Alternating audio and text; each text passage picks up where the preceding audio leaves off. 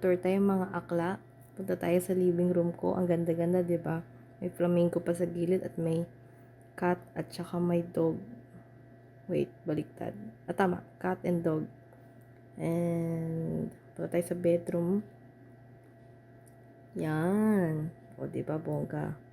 May workstation ako, tapos may ewan ko dyan. Basta, yan.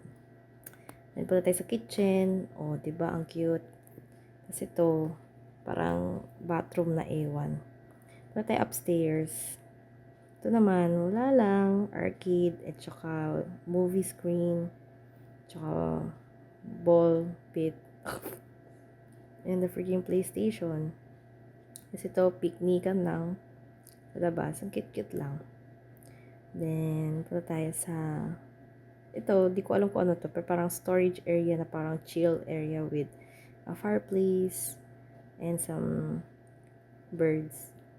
Then, ito, parang karaoke bar and like concertan kasi pwedeng pumasok din. Magpatugtog and magtugtog. Like, ganyan.